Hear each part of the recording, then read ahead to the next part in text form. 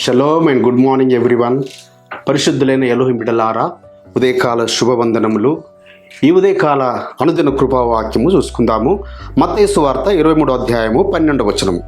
తన్ను తాను హెచ్చించుకొనువాడు తగ్గింపబడును, తన్ను తాను తగ్గించుకొనువాడు హెచ్చింపబడును. ఈ మాట యాషోవా మెస్సీయ వారు ఏ సందర్భంలో చెప్తున్నారు తన శిష్యులతో? శాస్త్రుల గురించి, పరిసయ్యుల గురించి చెబుతూ, ఈ శాస్త్రులు పరిసయ్యులు వారు ఏం చేస్తారు? సంత వీధులలో వారు వందనాలు కోరుతారు, మరి విందులలో అగ్రస్థానాలు కోరుకుంటారు. వారు గురువులను పిలువబడము, తండ్రులను పిలువబడము, బోధకులను పిలువబడడం వారికి ఇష్టము. కానీ మీరైతే అలా ఉండకూడదు. మీకు పరలోకపు తండ్రి ఒక్కడే కాబట్టి మీరు తండ్రి అని పిలువబడకూడదు. మీ గురువు ఒక్కడే, నజరేయుడైన యాషోవా మెస్సీయ ఒక్కడే కాబట్టి మీరు గురువులు అని పిలువబడకూడదు. అదేవిధముగా మీరు బోధకులని కూడా పిలువబడకూడదు. మరి ఏమని పిలువబడాలని చెప్పారు? సహోదరులు, సహోదరులు. సో కాబట్టి ఎవరైతే తమను తాము తగ్గించుకొని మరి బోధకులుగా ఉన్నవారు, ఉపదేశకులుగా ఉన్నవారు, సేవకులుగా ఉన్నవారు తమను తాము తగ్గించుకొని వారు ఒక సహోదరులుగా పిలువబడుతుంటుంటారో, అన్నయ్య, తమ్ముడు అని పిలువబడుతుంటుంటారో వారు ఆయన చేత హెచ్చింపబడతారు.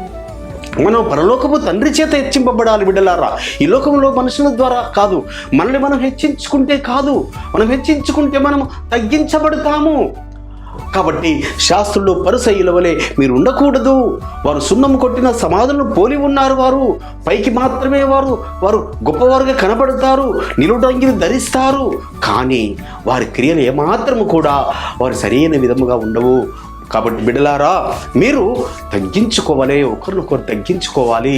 మరీ ముఖ్యముగా సేవకుడైన వాడు, నేను సేవ చేసేవాడిని. ఎందుకనగా నజరేయుడైన యాషోవా మెస్సీయ వారు ఏం చేశారు? శిష్యుల యొక్క పాదాలు కడిగారు. ఆ యొక్క ప్రభురాత్రి భోజనము, ఆ సంస్కార విందు ఇచ్చే రోజు తనను తాను తగ్గించుకొని ఆయన మరి పాదాలు కడిగాడు శిష్యులది. నేను చేసింది మీకు అర్థమైందా? మీరు కూడా ఒకరి పాదాలు ఒకరు కడగవలసిందే. మీరు కూడా అలా అనగా మనం ఎంత మట్టుకు తగ్గించుకోవాలి? మన సహోదరుల సహోదరుల పాదాల మట్టుకు మనం తగ్గించుకుంటే ఆ పరలోక రాజ్యములకు మనము హెచ్చింపబడతాము. ఆ విధంగా పరమ తండ్రి మన ఎడల కృప చూపును గాక. ప్రార్థన చేసుకుందాం. పరిశుద్ధమైన తండ్రి, అబ్రహాం, ఇస్సాకు, యాకోబుల ఎలోహిం, అవును నాయన, మీరు శిష్యులకు సెలవిచ్చారు, తమను తాము హెచ్చించుకొని వారు తగ్గించబడతారు, తమను తాము తగ్గించుకొని వారు హెచ్చింపబడతారని. అవును నాయన, మరి మేము మీ దృష్టిలో, మీ దూతల దృష్టిలో మేము తగ్గించుకునే వారము ఉంటకు ఆ పరిచర్యలో మాకు మీరు సహాయం చేయమని, మీ పరిశుద్ధాత్మ నడిపింపు దయచేయమని నజరేయుడైన యాషోవా మెస్సీయ నామమున స్తుతించి ప్రార్థించి వేడుకుంటున్నాము పరమ తండ్రి.